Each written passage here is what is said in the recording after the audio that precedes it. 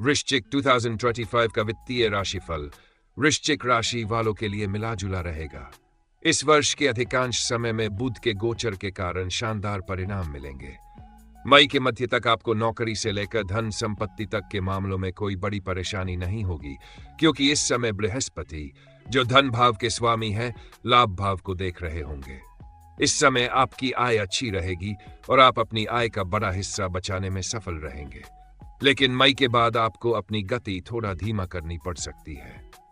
बृहस्पति धन भाव के स्वामी के रूप में केवल धन भाव को देखेंगे।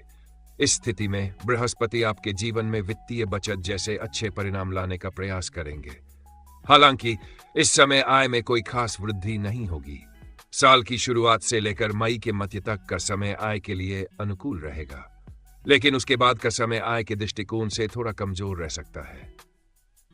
सुझाव: इस साल वित्तीय मामलों में समझदारी से काम लें और बचत पर विशेष ध्यान दें। मई के बाद किसी बड़े निवेश से बचें और स्थिर आय पर ध्यान केंद्रित करें।